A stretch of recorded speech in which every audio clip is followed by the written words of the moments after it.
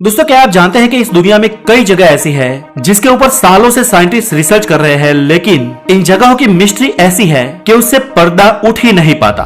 क्या आप जानते हैं समुद्र के अंदर भी नदियां बहती है और वो भी पूरे फोर्स के साथ। क्या आप जानते हैं कि इस दुनिया में एक ऐसी भी जगह है जहां पर जाकर लोग थक जाते हैं। तो चलिए आज ऐसे ही स्ट्रेंज जगहों के बारे में जानते हैं द नॉलेज में। मैं हूं Hitesh Giri Gosai and welcome back to our channel. Sea split in the Kerala. दोस्तों, लास्ट ईयर हुई बारिश और तबाही के कारण केरला में एक अजीब कुदरती स्ट्रक्चर बन गया है। ये जो आपको छोटा सा आइलैंड दिखता है वो पहले इस जगह पर नहीं था।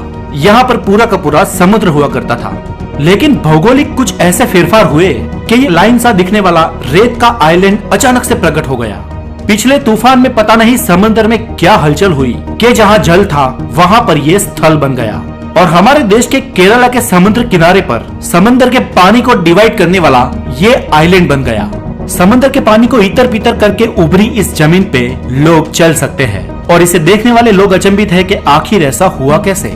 आज इसे देखने के लिए काफी टूरिस्ट वहाँ पर जमा हो रहे हैं। ऐसा किन हालातों में हुआ ये तो सबको पता है, लेकिन ऐसा होने के पीछे एग्जैक्ट रीजंस क्या है ये आज तक किसी को नहीं पता चला और रिसर्च अभी भी जारी है। राम सेतु, जैसे कि हम सब जानते हैं, इसे रामायण काल में बनाया गया था। ये श्रीलंका और भारत के बीच का बिल्कुल ही अप्राकृतिक रूप से बना एक ब्रिज है। क्योंकि इसे सिविलाइजेशन ने बनाया था, इसीलिए ये प्राकृतिक रूप से बना नहीं लग रहा। आज राम सेतु का थोड़ा खंडन हो गया है और आसपास एबंडन दिखाई देता है, लेकिन असली ब्रिज के अवशेष और निशान आज भी बाकी है, हमें दिखाई देते हैं। राम सेतु जिन पत्थरों से बना है वो पत्थर अलाइव है। दोस्तों, अलाइव पत्थर यानी फ्लोटिंग स्टोन्स, ये ऐसे पत्थर होते हैं जो पानी में डूबते नहीं है। आधुनिक विज्ञान के अनुसार ये पत्थर ज्यादातर चूना खड़कों से बने होते हैं। इनके अंदर छोटे छोटे छिद्र होते हैं जिनमें हवा भरी होती है, उसके अंदर पानी नहीं जा सकता और कुछ पर्टिकुलर चौड़ाई जितने पत्थर ही डूब नहीं सकते। लेकिन राम सेतु बनाने के लिए जिन पत्थरों का उपयोग किया गया था वो पत्थर बहुत ही बड़े थे, इसलिए आज हमारे आधुनिक वैज्ञानिकों का कहना है कि इतने बड़े पत्थरों का तैरना एक चमत्कार ही है।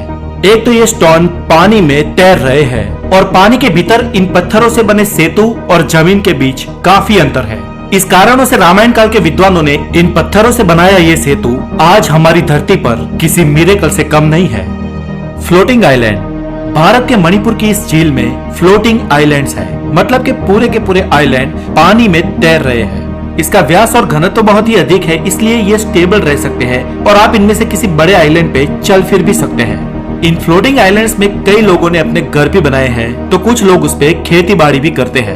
इन फ्लोटिंग आइलैंड्स पे रहने वाले कई लोग अपने आवन जावन के लिए छोटी सी बोट का उपयोग करते हैं। लोकल लोग इस आइलैंड्स को सुंडी कहते हैं। इस आइलैंड पे इन लोगों ने इसलिए अपना बसेरा बसाया है क्योंकि इसके आसपास बहुत सारी मात्रा में मछलियां होती है और गांव के ये लोग मछलियों का व्यापार करते हैं।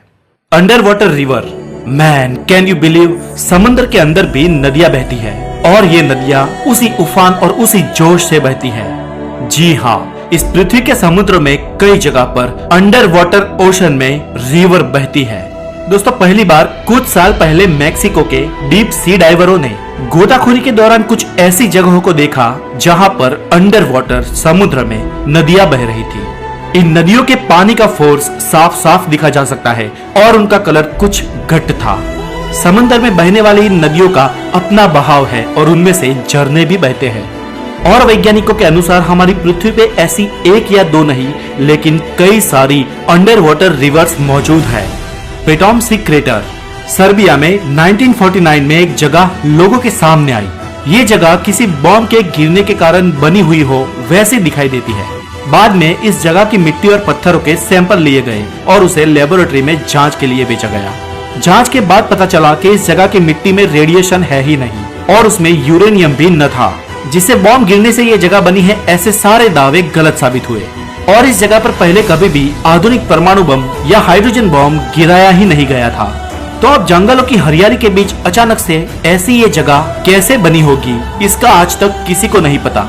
लेकिन वैज्ञानिकों का कहना है कि इस जगह में आज और इसके आसपास के जंगलों में जो भी पेड़ उगते हैं वो पृथ्वी पर कहीं और उगने वाले पेड़ों से बहुत ही तेजी से और जल्दी ग्रो होते हैं। और इस जगह पे जाने वाले लोगों का दावा है कि जो भी यहाँ पर जाता है वो बहुत जल्दी ही थक जाता है, हाथ और पाँव में दर्द होने लगता है और वहाँ पर जाकर ही शरीर का थकना शुरू हो जाता है।